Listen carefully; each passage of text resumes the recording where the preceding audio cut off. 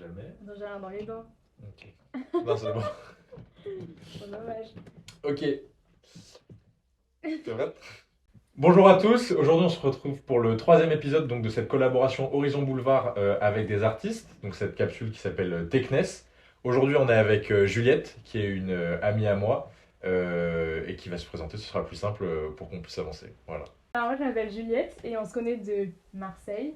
J'étais au lycée à Marseille et maintenant je suis à Paris, je fais des études d'organisation culturelle. Et vraiment tout ce que autour de la culture ça me passionne et je suis particulièrement attirée par le cinéma. Vraiment mon amour pour le cinéma est assez fort, j'aimerais trop travailler dans le milieu du cinéma. Si je peux aider le cinéma indépendant ce serait génial et en même temps je travaille aussi dans la photo.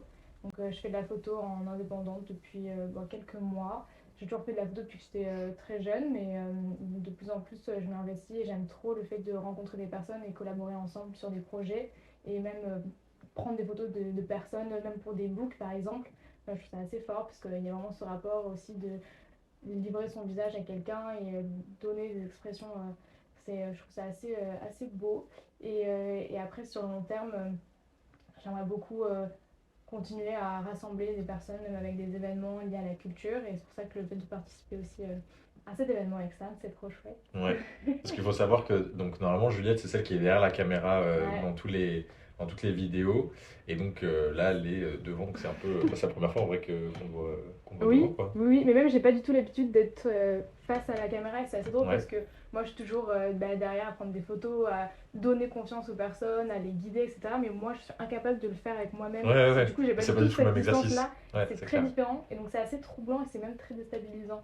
Même le fait de passer devant la caméra, enfin, voilà, à chaque fois, même quand j'étais sur des tournages en prod, on voit les personnes qui orientent les acteurs, les réalisateurs qui guident les acteurs et à chaque fois ça a l'air très simple, mais en même temps, quand t'es vraiment face à Ah, la caméra, c'est c'est très très très différent. différent Ouais.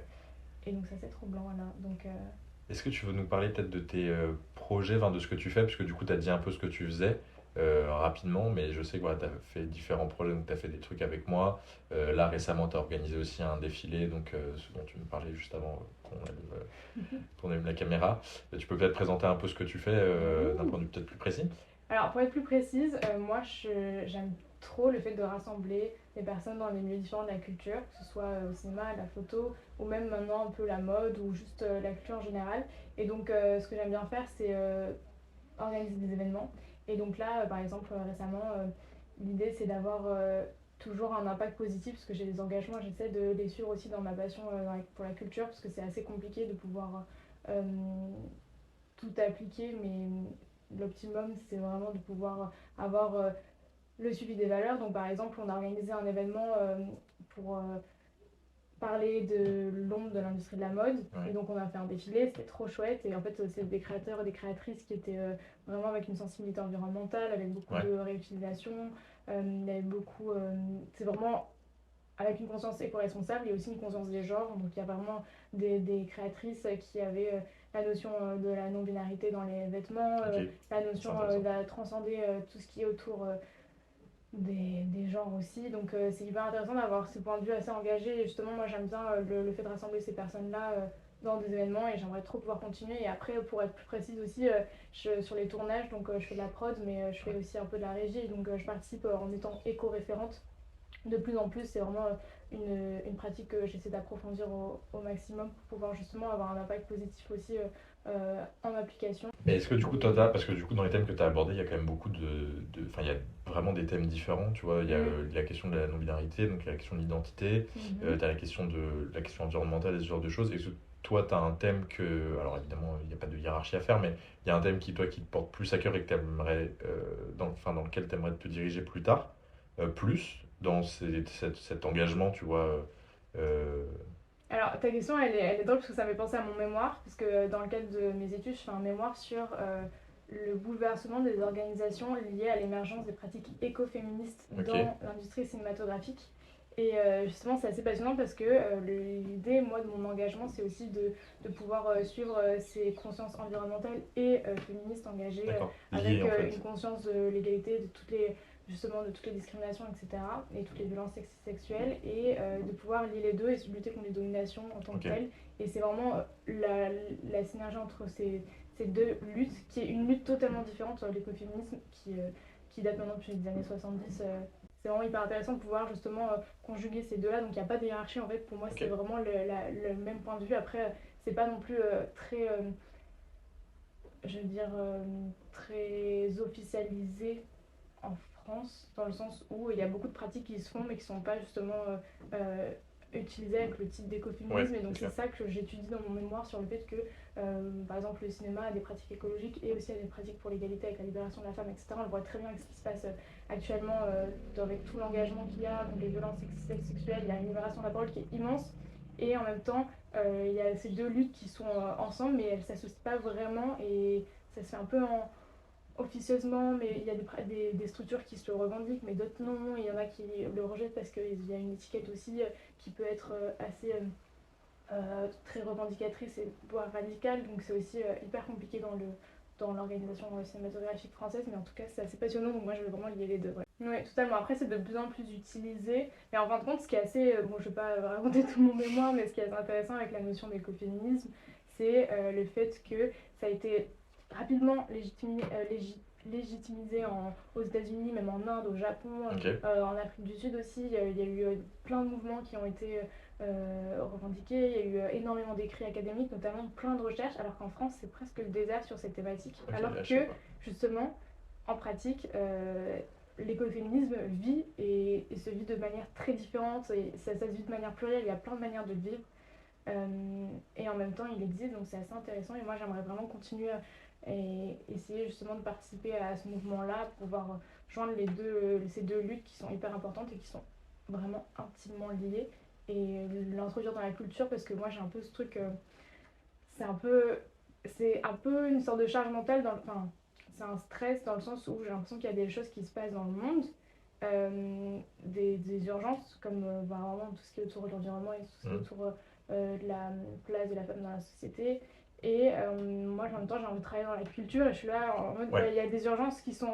Enfin, j'ai l'impression que moi, je vais juste travailler pour me faire kiffer et faire kiffer les autres. Du coup, tu culpabilises un peu. Je culpabilise totalement. Je suis là, j'ai l'impression d'être juste égoïste dans la manière dont je veux appréhender ma vie professionnelle. Et dans le fond, ça l'est un peu. Et en même temps, je me dis, moi, ce qui m'a permis aussi de m'ouvrir l'esprit sur des thématiques, de me donner espoir, me donner envie de faire plein de projets, de participer aussi à des choses qui sont plus passionnantes les unes que les autres, ou qui juste sont inspirantes et qui permettent d'éveiller juste des sentiments de solidarité, de faire croire en l'humanité sur certains points, ou justement prendre conscience de certains points, justement. C'est juste ça hyper important, et donc c'est pour ça aussi que j'ai envie de travailler dans la culture et surtout dans l'industrie cinématographique pour pouvoir justement émerger sur ces points-là. Et en même temps, j'aimerais en interne, si vraiment ça serait incroyable de pouvoir justement continuer, parce que là il y a de plus en plus de boîtes de production qui se veulent éco-responsables, qui justement respectent des quotas de CO2. Il y a même une association qui s'appelle EcoProd qui accompagne de plus en plus de boîtes, même Canal+, donc c'est vraiment extraordinaire parce que ça avance énormément, et j'aimerais vraiment pouvoir continuer à participer à ça aussi en interne pour avoir un impact positif, parce que c'est vrai que c'est un peu ce point de culpabilisation sur ce sujet-là. Ok, bah hyper intéressant pour le coup. Je pense pas du tout qu'on allait parler de ça, donc c'est trop bien. Non, mais c'est trop bien, c'est trop bien. Ok, ok. Est-ce que, enfin, c'est quoi ton rapport au temps? Parce que la photo, c'est quand même capturer, tu vois, un moment de vie. Donc c'est quoi ton rapport au temps? Et peut-être du coup, comment t'as commencé toi à faire de la photo, plus je suppose pour toi au début, que pour faire enfin, pour en faire ton métier, ou enfin pour être dans ce milieu. Donc voilà, c'est peut-être comment tu as commencé et du coup comment tu as développé ce rapport. Alors, la photo, moi ça m'a toujours passionnée et ça m'a toujours intéressé de pouvoir capturer des moments et les avoir justement en archive. Et j'ai vraiment ce rapport-là avec le côté d'archive qui est assez important. Je trouve ça vraiment très fort de pouvoir justement replonger dans des photos, même si c'était des photos familiales, parce que j'ai commencé avec un petit appareil de brocante que mon père m'avait offert quand j'étais petite. Et vraiment avec mes copines on faisait tout le temps des photos, c'est trop sympa. Et après j'ai continué même avec ma famille, j'essaie de faire des projets un peu marrants parce que je trouvais ça fun et ça rassemblait aussi. Le fait de partager des moments assez.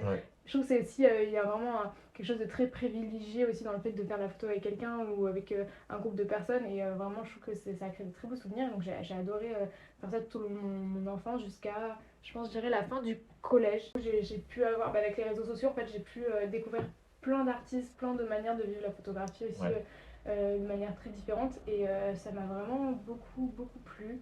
très important et très fort de pouvoir justement se replonger dans un souvenir avec une photo, où là de plus en plus j'essaie de proposer d'enregistrer des conversations.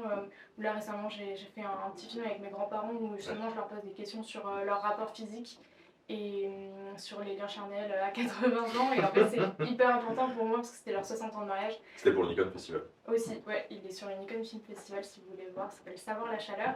Et ce qui est intéressant avec la photo, c'est qu'il y a plein de choses tellement différentes, que ce soit du paysage, que ce soit de la mise en scène, que ce soit même du gros plan, que ce soit vraiment chercher des matériaux, tu peux faire une sorte de nature morte aussi, et ça c'est vraiment un panel de choses très différentes et que tu peux faire ressortir des choses. Même la manière dont du numérique à l'argentique, selon la pellicule, selon les couleurs que tu peux ressortir, c'est très différent.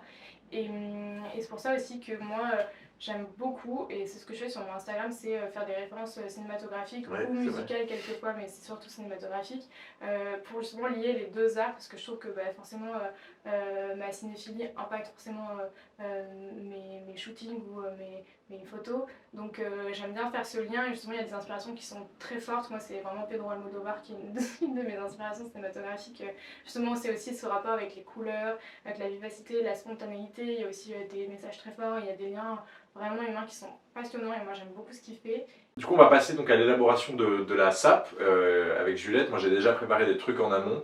L'idée c'est qu'on choisisse ensemble quelle base on va faire, comment on va agencer, et puis ces différentes inspirations aussi à Juliette pour qu'on puisse travailler après sur les contenus. Donc voilà, c'est parti. Let's go. Nickel. Ok, donc en gros l'idée c'est un peu comme avec Joss, j'ai préparé les visuels, les bases vierges des t-shirts qu'on pourrait faire ensemble, et aussi des suites si jamais tu veux faire un suite. Voilà.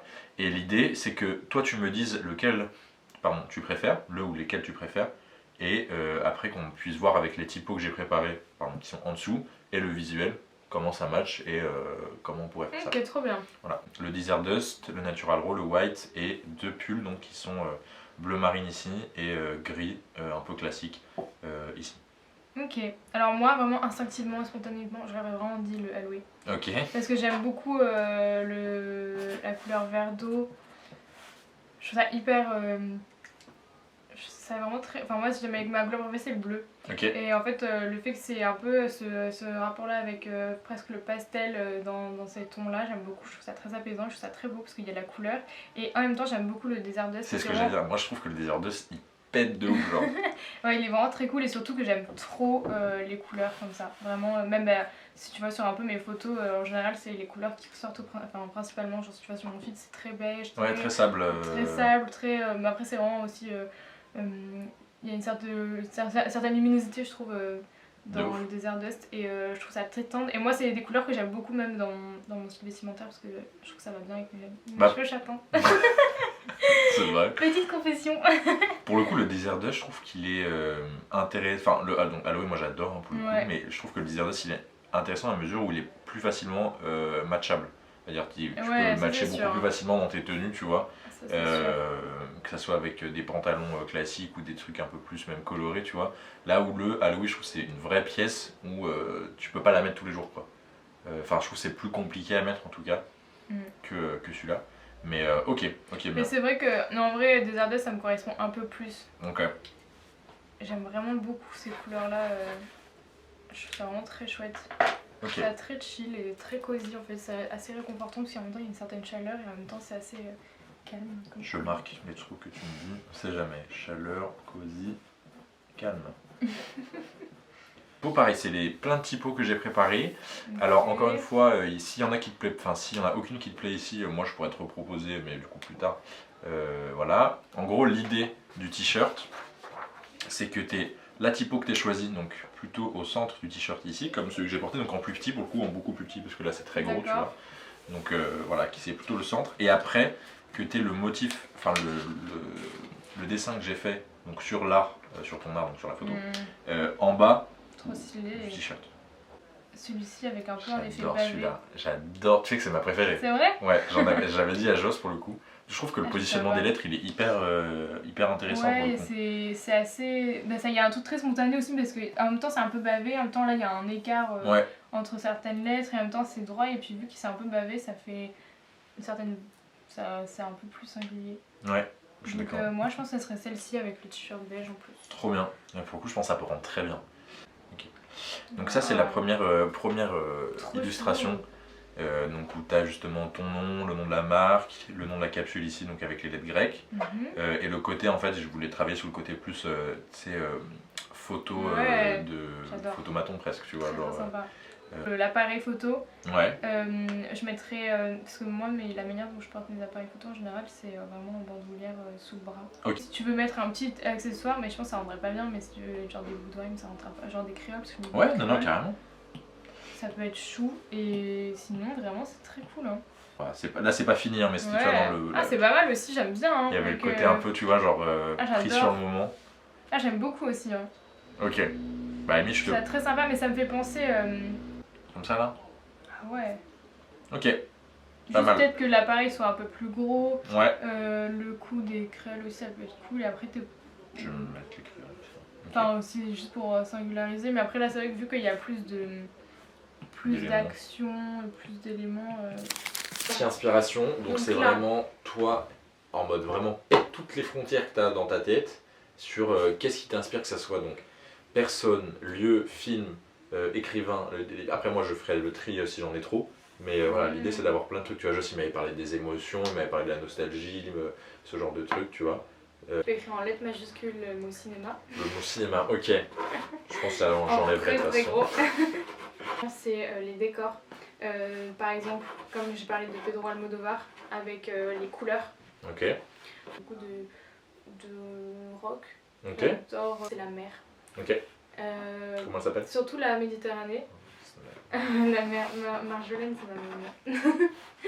La mer Méditerranée. T'as un rapport avec Marseille aussi ou pas? Ouais, de ouf. Ah, vraiment, dès que je vais à Marseille, là, je pense qu'on s'est eu pendant 4 mois, j'étais en mode je veux trop être à Marseille pendant 6 mois. Et vraiment, je trouve que c'est une ville hyper inspirante, notamment par rapport à la lumière. De ouf, d'accord, ok. Ouais, il y a une luminosité qui est assez extraordinaire et c'est hyper fort et c'est très inspirant. Et se rassembler, le fait que les personnes puissent partager des moments. Ok, trop bien. Ok, bon, il y a pas mal de trucs en vrai. Hein. Ouais. C'est carré, trop bien. Cool. Bah, trop cool. Ok, je vais pouvoir la faire.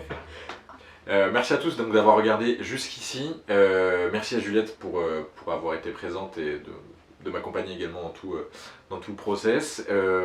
N'hésitez pas à vous abonner donc, si la vidéo vous a plu. Allez également vous abonner donc, sur Instagram. Je vous mets les liens donc, de l'Instagram de Juliette, de ma marque et de mon compte aussi plus d'artiste.